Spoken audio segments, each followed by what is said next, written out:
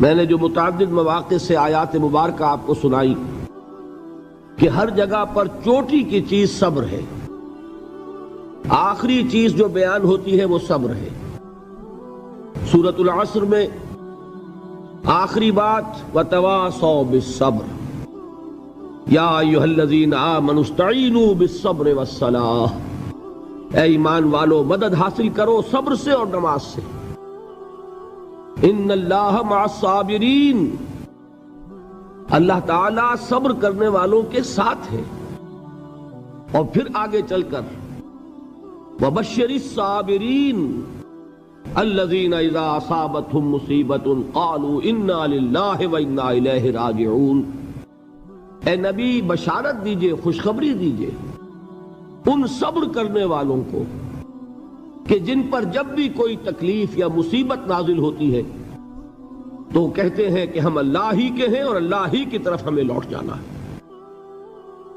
صبر کا مفہوم ہے اپنے آپ کو تھامنا، روکنا، برداشت کرنا، تحمل کرنا، اور جو بھی اپنا ایک طے شدہ مقصد ہے کسی بھی مخالفت سے بددل ہوئے بغیر، کسی بھی تکلیف یا مصیبت سے ہراساں ہوئے بغیر اس کی طرف پیش قدمی کیے چلے جانا۔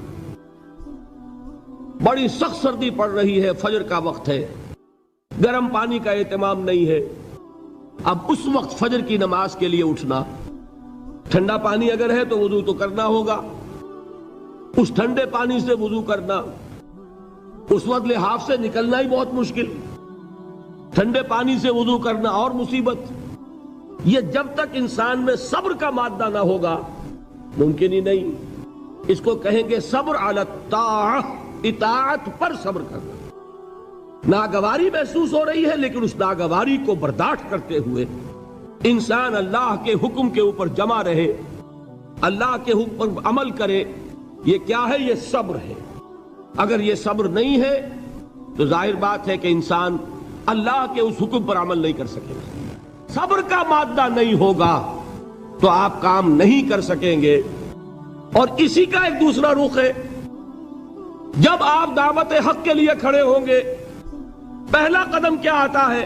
استہزاء، تمسخر، مذاق اڑانا، جس کی میں مثال اب دینا چاہتا ہوں محمد الرسول اللہ صلی اللہ علیہ وسلم کی شخصیت سے۔ دیکھیے ہم کیا اور ہماری بساط کیا، ہم کیا مبلغ ہوں گے، کیا داعی ہوں گے، ہمارے اپنے دامن پر داغ ہوتے ہیں، لیکن یہ کہ محمد الرسول اللہ کے دامن پر کوئی داغ تھا؟ ان کو تو سارے مکے والے الصادق الامین کہتے تھے، نہایت محبوب شخصیت تھے، ان کے لیے تو جا صادق جا الامین یہ الفاظ سننے میں آتے تھے، آنکھوں کا تارا۔ لیکن جب آپ نے دعوت اب شروع کی، اب قرآن مجید میں دیکھیے کسی نے کہا مجنون ہو گئے، دماغ خراب ہو گیا، پاگل ہو گئے، اجی شاعر ہیں، کچھ شعر جوڑ لیتے ہیں ہم پر دھوس جماتے ہیں۔ کسی نے کہا ساحر ہیں، کچھ جادو سیکھ لیا ہے، یہاں تک کہ ایسے بدبخت بھی پیدا ہوئے، قرآن میں ہے ساحر کذاب، سحر کرنے والا جادوگر نہایت جھوٹا۔ یہ الفاظ کہے جا رہے ہیں کس کی شان میں؟ محمد الرسول اللہ صلی اللہ علیہ وسلم۔ قرآن میں نقل کیا گیا یا ایھا الذی نزل علیہ الذکر انک لمجنون۔ کبھی آپ نے اس کا ترجمہ سوچا؟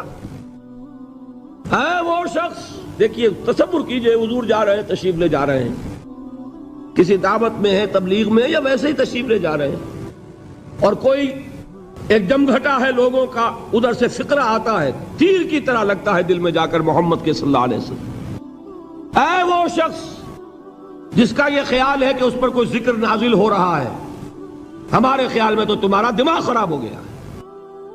یا ایھا الذی نزل علیہ الذکر انک لمجنون، کہا کہ نہیں کہا؟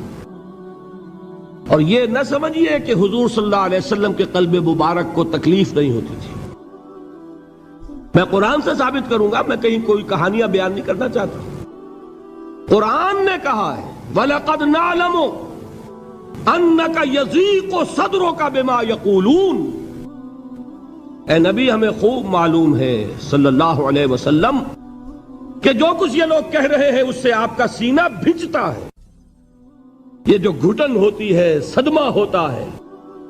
انک یضیق صدرک بما یقولون، ہمیں خوب معلوم ہے کہ جو کچھ یہ باتیں آپ کو سننی پڑ رہی ہیں، یہ کڑوی کسیلی باتیں، یہ جو فقرے چست ہو رہے ہیں، استہزاء ہو رہا ہے، تمسخر ہو رہا ہے۔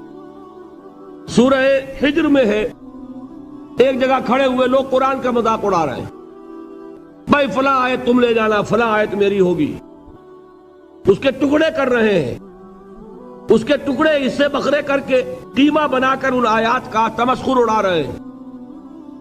ایک جگہ قرآن مجیدی میں مذکور ہے کہ فرشتوں کا مذاق اڑ رہا ہے، بھائی یہ دیکھو محمد نے کہا ہے صلی اللہ علیہ وسلم کہ جہنم پر تو کل 19 فرشتے ہیں، علیہا 19 قرآن میں آیت نازل ہوئی۔ ایک پہلوان کہتا بھائی 10 کو تو میں سنبھال لوں گا، باقی 9 کا تم انتظار کر لو۔ یہ باتیں آ رہی ہیں حضور کے کانوں میں، کلام الہی کے ساتھ کیا سلوک ہو رہا ہے، مجھ پر کیا فقرے چست کیے جا رہے ہیں، مجھ پر جس طریقے سے استہزاء اور تمسخر کا رویہ اختیار کیا گیا ہے، دل بھج رہا ہے، دل میں صدمہ ہے۔ دیکھیے سورہ نون ہے، اور میرے نزدیک یہ دوسری وحی ہے جو حضور پر نازل ہوئی ہے، اس کی ابتدائی آیات، نون والقلم وما یسطرون ما انت بنعمت ربک بمجنون وان لک لاجرا غیر ممنون وانک لعلی خلق عظیم فستبصر ویبصرون بأیکم المفتون ان ربک هو یعلم بمن ضل عن سبیلہ وهو اعلم بالمہتدین۔ نون، قسم ہے قلم کی اور جو کچھ یہ لکھتے ہیں۔ اے نبی آپ اپنے رب کی نعمت سے مجنون نہیں ہیں۔ یہ کیوں کہا جا رہا ہے؟ حضور کو جو صدمہ پہنچا ہے وہی نازل ہوئی ہے دل جوئی کے لیے، تسلی کے لیے۔ آپ کیوں برا منا رہے ہیں؟ اے نبی آپ کیوں صدمہ اور رنج اور اندوہ محسوس کر رہے ہیں؟ ان بدبختوں کے کہنے سے کوئی آپ مجنون ہو جائیں گے؟ مانتا بے نعمت ربک بمجنون وَإِنَّ لَكَ لَأَجْرًا غَيْرَ مَمْنُونَ، آپ کو جو یہ صبر کرنا پڑ رہا ہے، آپ کو جو یہ جھیلنا پڑ رہا ہے، اس کی وجہ سے آپ کو وہ اجر ملے گا جس کا سلسلہ کبھی منقطع نہیں ہوگا۔ وَإِنَّكَ لَعَلَىٰ خُلُقٍ عَظِيمٍ، اور اے نبی آپ تو خلق عظیم کے حامل ہیں۔ آپ کا اخلاق، آپ کا کردار، آپ کی سیرت، آپ کی شخصیت میں طہارت، نفاست، پاکیزگی، آج تک دنیا نے کوئی پاگل، کوئی مجنون ایسا بھی دیکھا؟ یہ ساری باتیں اللہ تعالیٰ حضور کی دلجوئی کے لیے فرما رہے ہیں۔ اس سے آپ اندازہ کیجئے کہ کتنا صدمہ ہوتا ہوگا۔ یہی ہے، اس ساری چیز کو جمع کیجئے تو یہ چیز کیا ہے؟ وَاصْبِرْ عَلَىٰ مَا يَقُولُونَ وَاهْجُرْهُمْ هَجْرًا جَمِيلًا، صبر کرو اے نبی، صبر کرو اے محمد صلی اللہ علیہ وسلم، جھیلو اور برداشت کرو اس پر جو یہ کہہ رہے ہیں۔ یریدون لیطفئوا نور اللہ بافواہہم، یہ چاہتے ہیں کہ اللہ کے نور کو اپنے منہ سے بجھا دیں، پھونکے مار کے ہی بس۔ نور خدا ہے کفر کی حرکت پہ خندہ زن، پھونکوں سے یہ چراغ بجھایا نہ جائے گا۔ یریدون لیطفئوا نور اللہ بافواہہم واللہ متم نورہ ولو کرہ الکافرون، یہ چاہتے ہیں کہ اپنے منہ کی پھونکوں سے اللہ کے نور کو بجھا دیں، حالانکہ اللہ تعالیٰ تو اپنے نور کا اتمام فرما کر رہے گا، خواہ ان کافروں کو کتنا ہی ناگوار ہو۔ اس کی ترجمانی ہے نور خدا ہے کفر کی حرکت پہ خنددن، پھونکوں سے یہ چراغ بجھایا نہ جائے گا۔ یہی وجہ دیکھیے مکی صورتوں میں خود نبی اکرم صلی اللہ علیہ وسلم کو اتنے مختلف پیرایوں میں صبر کا حکم دیا گیا۔ کچھ مثالیں میں دے چکا ہوں، وَلِرَبِّكَ فَاصْبِرْ، اسی طریقے سے وَاصْبِرْ كَمَا صَبَرَ أُولُو الْعَزْمِ مِنَ الرُّسُلِ، اے نبی صبر کیجئے جیسے کہ صبر کیا ہمارے اولو العزم رسولوں نے۔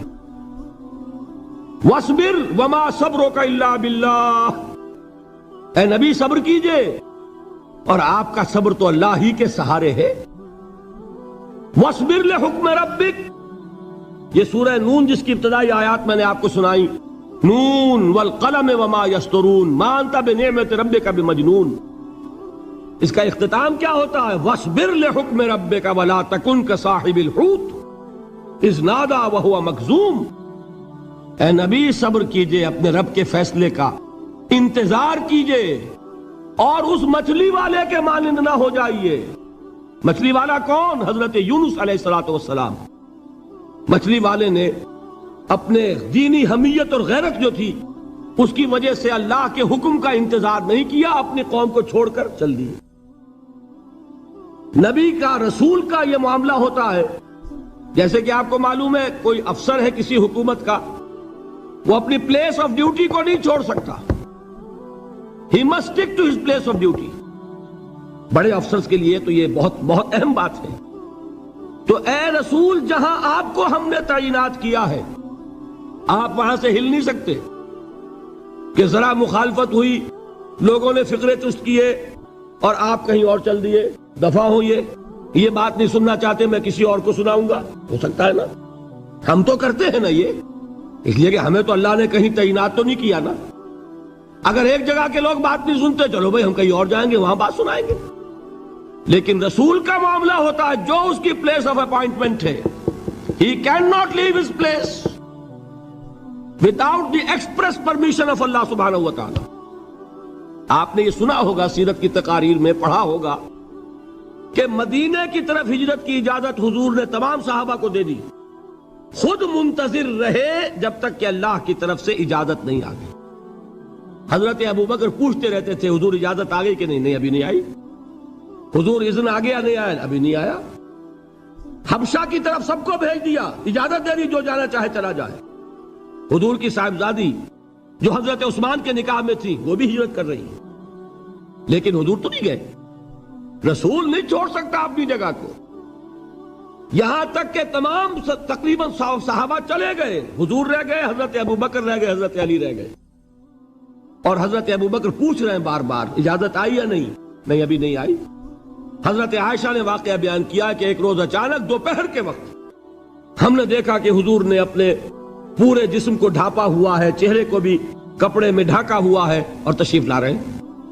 یہ اس میں تعجب کی بات یہ کہ عرب میں آج بھی آپ کو معلوم ہے کہ یہ چیز جو ہے ان کی روایات کے خلاف ہے کہ دوپہر کے وقت کوئی کسی سے ملنے جائے۔ یہ وقت جو ہے قیلولے کا ہے، آرام کا ہے۔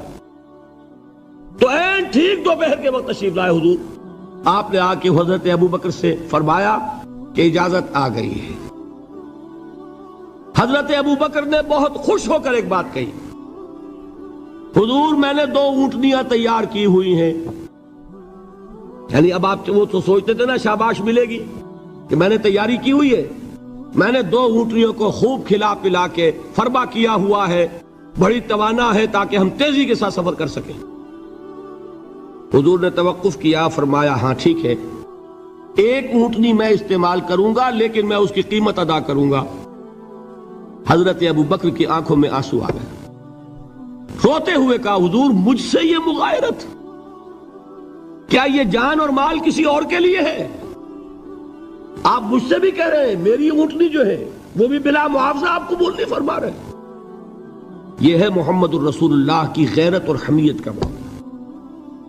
اب دیکھیے ایک بات عجیب ہے، یہ ربط اپنے ذہن میں رکھیے، اللہ تو صبر کی تلقین کر رہا ہے اپنے رسول کو، اور رسول یہی تلقین کر رہے ہیں اپنے صحابہ کو، صبر کرو، جھیلو، برداشت کرو، ہاتھ مت اٹھانا، کوئی جوابی کارروائی نہیں ہوگی، بلکہ اپنے اوپر جھیلو جو کچھ جھیلنا ہے، ڈٹے رہو، پیچھے مت ہٹنا، یہ صبر ہے، لیکن ہاتھ اٹھانے کی اجازت نہیں۔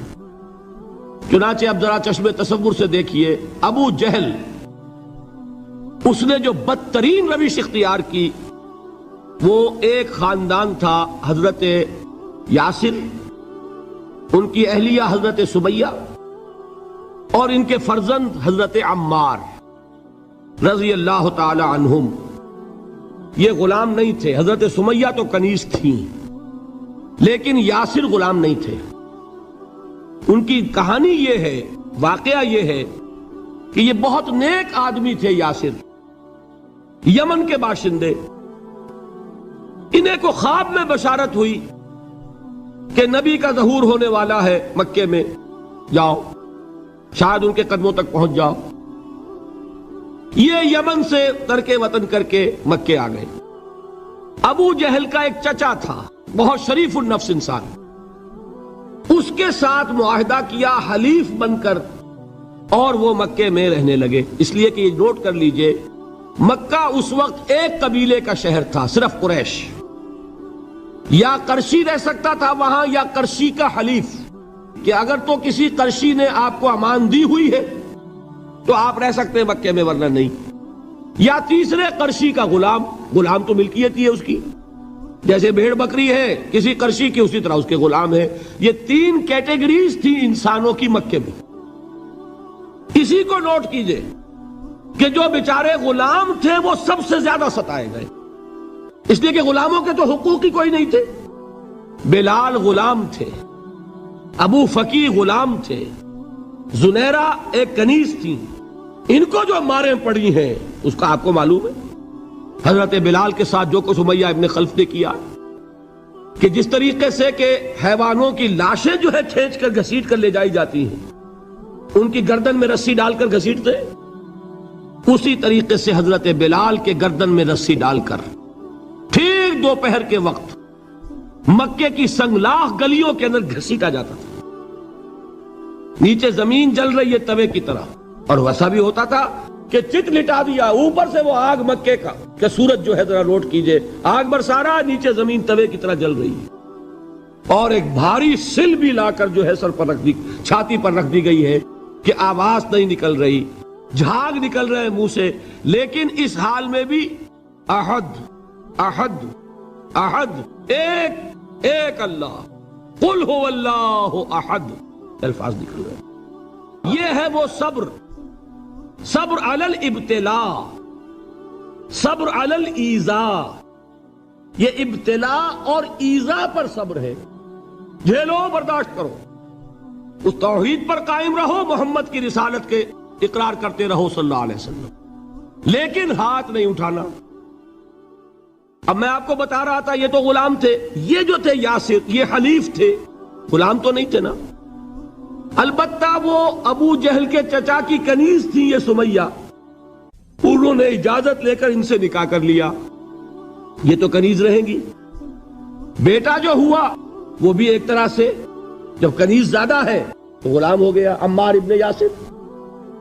وہ جو شخص تھا بہت شریف النفس ابو جہل کا چچا، وہ مر گیا، اب ابو جہل جو ہے اس خاندان کا سربراہ ہے، لہذا یہ تینوں جو افراد ہیں وہ اس کے رحم و کرم پر ہیں۔ یاسر کو بھی پروٹیکشن اگر ہے تو ابو جہل کی ہے، ابو جہل جو چاہے کرے، اور سمیہ تو کنیز ہے ہی، اس کا تو کوئی حق ہے ہی نہیں، جو چاہے کرے، اور عمار ان دونوں کا بیٹا ہے، لہذا بدترین معاملہ کیا ابو جہل نے ان تین افراد کے ساتھ۔ حضرت سمیہ کے ساتھ جو کچھ کیا گیا ہے آپ اس کا تصور نہیں کر سکتے۔ بالآخر جو شہید کیا ہے حضرت سمیہ کو، ایذائیں دے دے کے، سسکا سسکا کے، ان کے جسم کے نازک حصوں کو جلا کے، داغ دے کر، کہتا کیا تھا، ایک دفعہ کہہ دو کہ میرا جو یہ بت ہے یہ بھی الہ ہے، مان لو میں چھوڑ دوں گا۔ تنگ آ گیا، کسی طریقے سے ایک دفعہ کہہ دو پھر میں چھوڑ دوں گا۔ لیکن یہ میاں بیوی حضرت یاسر اور حضرت سمیہ رضی اللہ تعالی عنہما، یہ ہے ثبات، یہ ہے صبر، یہ ہے استقلال، ایک مرتبہ بھی کہنے کے لیے تیار نہیں ہوئے، جو چاہو کر لو، اب ہم تو اس سے پیچھے نہیں ہٹیں گے۔ تنگ آ کر اس نے حضرت سمیہ کی تو شرمگاہ میں برچھا مارا ہے اور شہید کیا۔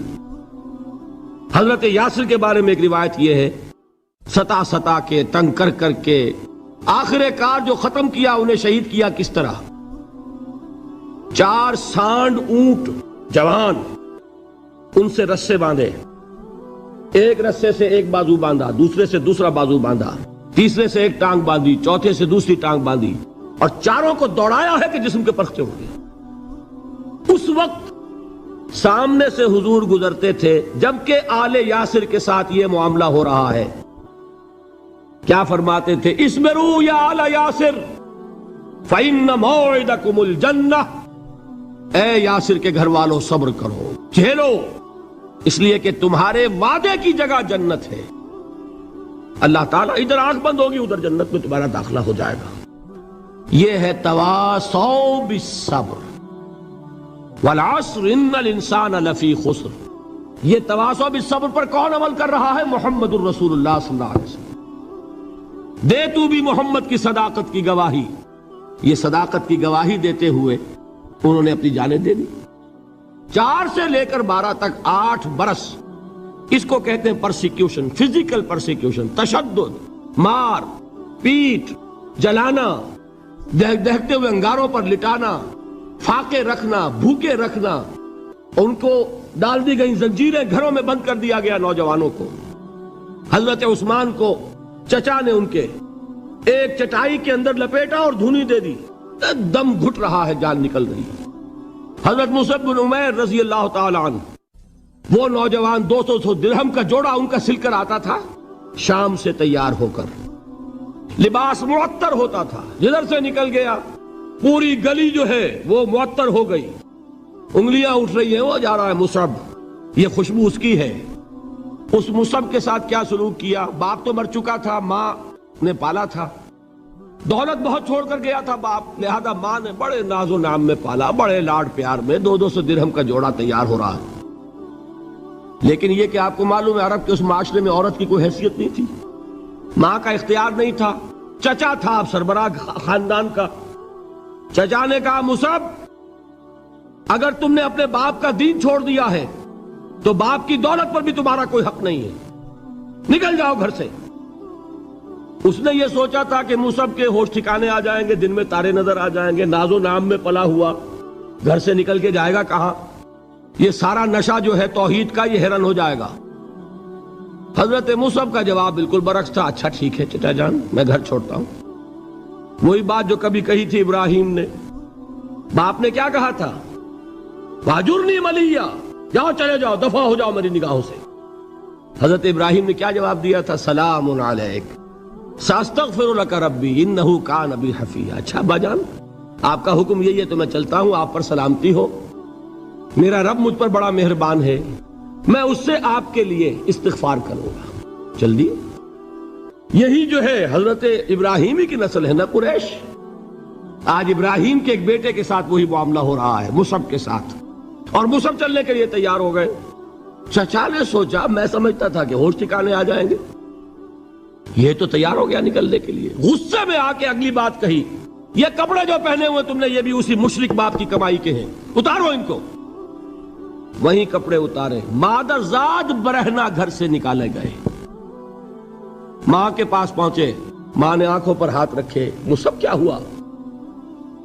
ماں سے کہتے ہیں کہ ماں میں موحد ہو گیا، اور وہاں سے گئے پھر حضور کی خدمت میں، کپڑے کہیں سے مانگے ہوں گے۔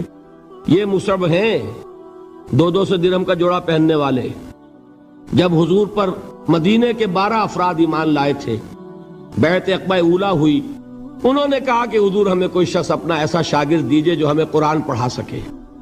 حضور نے حکم دیا مصعب جاؤ، اب مدینے جاؤ، یثرب جاؤ، یثرب والوں کو قرآن پڑھاؤ، انہیں تبلیغ کرو۔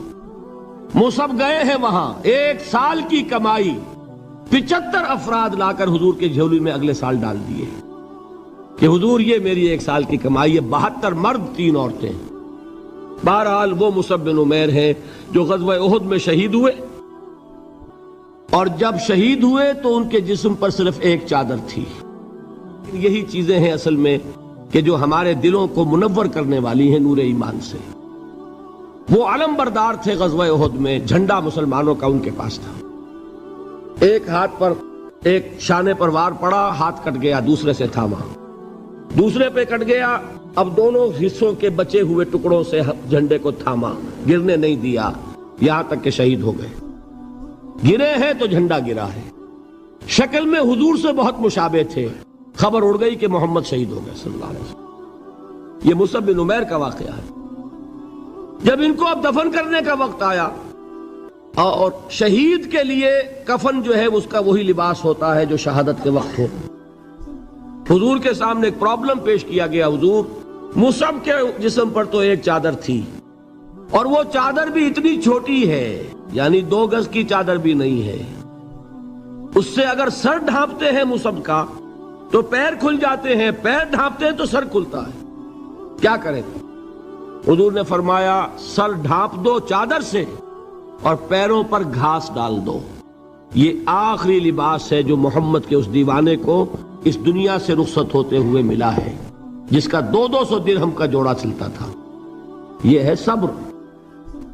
برداشت کیا کہ نہیں کیا؟ یہ خباب بن الارت پیشے کے لحاظ سے لوہار تھے۔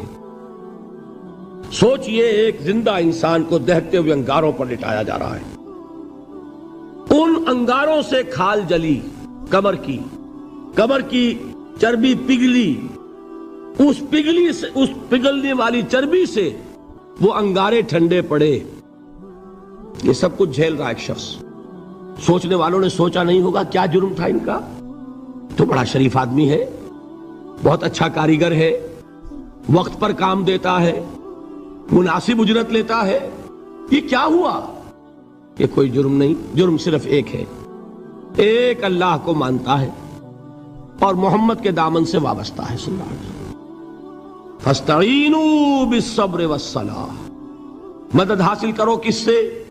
صبر سے اور نماز سے۔ ان اللہ مع الصابرین، جان لو کہ اللہ تعالیٰ صبر کرنے والوں کے ساتھ ہے۔ ولا تقولوا لمن يقتل في سبيل الله اموات، اور ہرگز نہ کہو اسے جو اللہ کی راہ میں قتل ہو جائے کہ وہ مردہ ہے۔ بل احیاء ولکن لا تشعرون، نہیں، وہ زندہ ہے لیکن تمہیں ان کا شعور نہیں ہے۔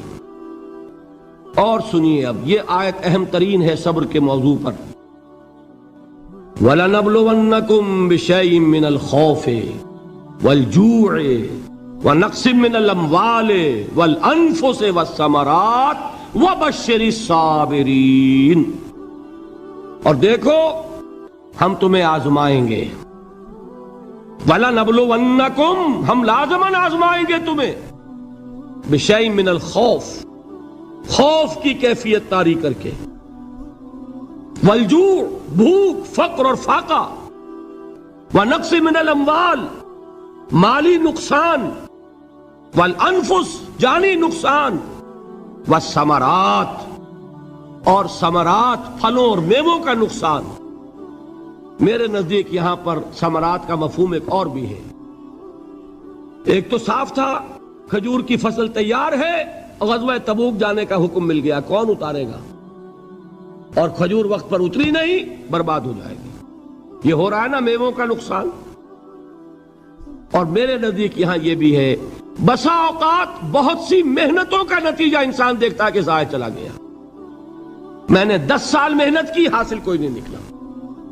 یہ ثمرات کیا ہے؟ محنتیں، محنتوں کے ثمرات کا ضیاع۔ کوشش آپ نے کی، قسمت کی خوبی دیکھیے، ٹوٹی کہاں کمن، 2-4 ہاتھ جب کے لبے بام رہ گیا۔ Be prepared. ایک شاعر کے یہ اشعار ہیں، یہ فصل امیدوں کی ہمدم اس بار بھی غارت جائے گی، سب محنت صبحوں شاموں کی اب کے بھی اکارت جائے گی۔ میرے نزدیک یہ ثمرات کا جو لفظ یہاں آیا ہے، وَنَقْصٍ مِّنَ الْأَمْوَالِ وَالْأَنفُسِ وَالثَّمَرَاتِ، سب محنت صبحوں شاموں کی اب کے بھی اکارت جائے گی۔ دھرتی کے کونوں کھدروں میں پھر اپنے لہو کی کھاد بھرو، پھر مٹی سینچو اشکوں سے، پھر اگلی رت کی فکر کرو، پھر اگلی رت کی فکر کرو، جب پھر ایک بار اجڑنا ہے۔ ایک فصل پکی تو بھر پایا، تب تک تو یہی کچھ کرنا ہے۔ ایک مقصد ہے سامنے، انقلاب برپا کرنا ہے۔ ایک کوشش ناکام ہو جائے کوئی پرواہ نہیں، نیکسٹ، پھر تیار رہو ناکامی کے لیے۔ ایسا نہ ہو جو انگریزی میں کہتے ہیں hope for the best but be prepared for the worst. ایسا نہ ہو کہ دوسری مرتبہ ناکام ہو کے بددل ہو جاؤ، تمہاری ہمتیں جواب دے جائیں، نہیں، پہلے سے تیار رہو کہ دوسری مرتبہ بھی ناکامی آئے تو آئے، لیکن جب تک کہ کامیابی حاصل نہیں ہوتی ہمیں یہ کام کیے چلے جانا ہے۔ دیکھیے سیرت میں آیا کہ نہیں یہ واقعہ؟ بدر میں مسلمانوں کو فتح ہوئی تو احد میں زک پہنچی کہ نہیں؟ 70 صحابہ شہید ہوئے کہ نہیں؟ اگر ان کی ہمتیں جواب دے جاتی تو گاڑی کیسے چلتی آگے؟ تو فرمایا وَلَنَبْلُوَنَّكُمْ بِشَيْءٍ مِّنَ الْخَوْفِ وَالْجُوعِ وَنَقْصٍ مِّنَ الْأَمْوَالِ وَالْأَنفُسِ وَالثَّمَرَاتِ، ہم تمہیں لازماً آزمائیں گے خوف کی کیفیت سے، فقر و فاقے کی کیفیت سے، بھوک سے، جان کے نقصان سے، مال کے نقصان سے، محنتوں کے حاصل کے ضائع ہو جانے سے۔ وَبَشِّرِ الصَّابِرِينَ، اور اے نبی بشارت دیجئے صبر کرنے والوں کو، الذین اذا اصابتہم مصیبت، وہ کہ جب ان پر کوئی تکلیف آئے، کوئی مصیبت آئے، کوئی آزمائش آئے، قالوا انا للہ وانا الیہ راجعون، وہ یہ کہیں کہ ہم اللہ ہی کے ہیں، اللہ ہی کی طرف لوٹ جانا ہے۔ یہ وہی انداز ہے جو میں نے فارسی کا شعر سنایا تھا آپ کو کہ سرے تسلیم خم ہے جو مزاج یار میں آئے، وہ ہمارا مولا ہے، ہمارا آقا ہے، اگر اسے یہی منظور ہے تو ہمیں بھی یہی منظور ہے۔ میں نے تسلیم و رضا کی بات کی تھی نا، آپ کو کچھ شعر سنائے تھے، ایک شعر اور سنیے، اور یہ کس کا ہے؟ محمد علی جوہر کا۔ ایک مرتبہ جیل گئے، ان کی ایک بیٹی جوان بیمار ہوئی، فوت ہو گئی، باہر چھوڑا انگریز نے، جاؤ بھائی دفن کر دو بیٹی کو۔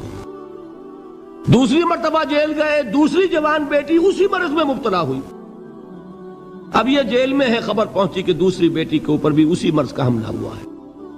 ایک نظم لکھی ہے جس کا آخری شعر یہ ہے، تیری صحت ہمیں منظور ہے لیکن اس کو نہیں منظور تو پھر ہم کو بھی منظور نہیں۔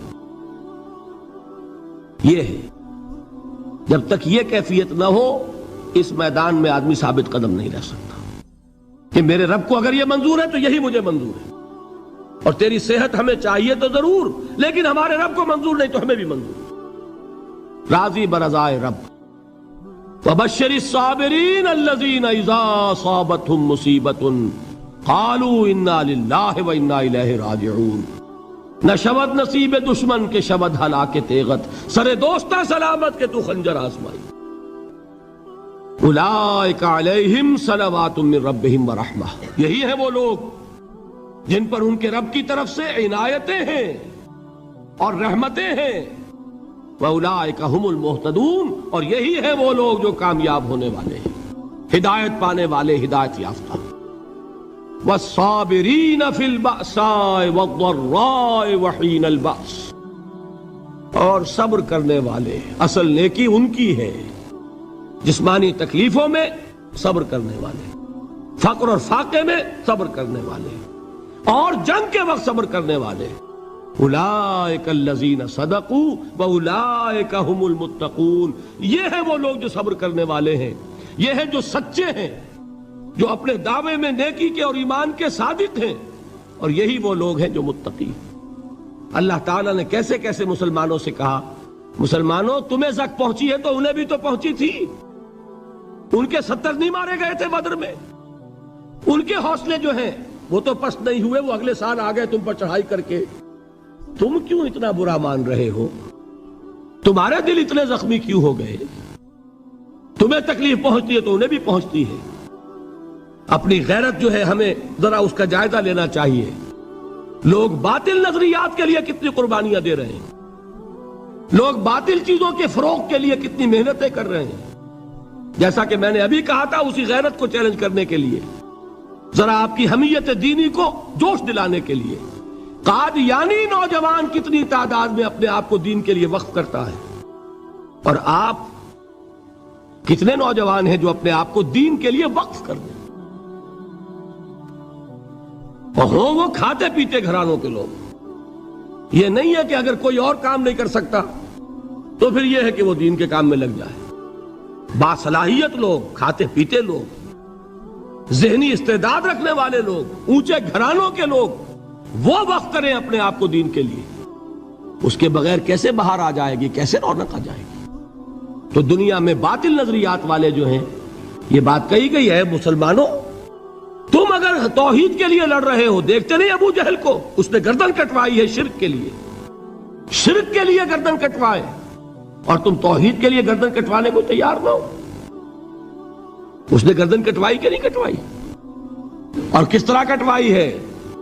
کیونکہ بڑا متکبر قسم کا، فرعون قسم کا شخص تھا، جب گردن کاٹنے لگے تو کہتا ہے ذرا نیچے سے کاٹنا تاکہ جب تم نیزے کے اوپر چڑھاؤ میرے سر کو تو اونچا نظر آئے، معلوم ہو سردار کا سر ہے۔ وہ بدبخت مرتے ہوئے بھی جو اس کی یہ کیفیت تھی نا، اس کو ذہن میں رکھیے۔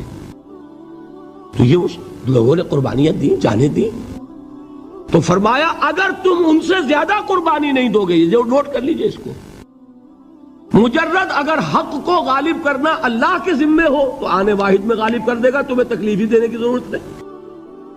سمجھ رہے؟ کیا اللہ کے مقابلے میں کوئی باطل کی طاقت ٹھہر سکتی ہے؟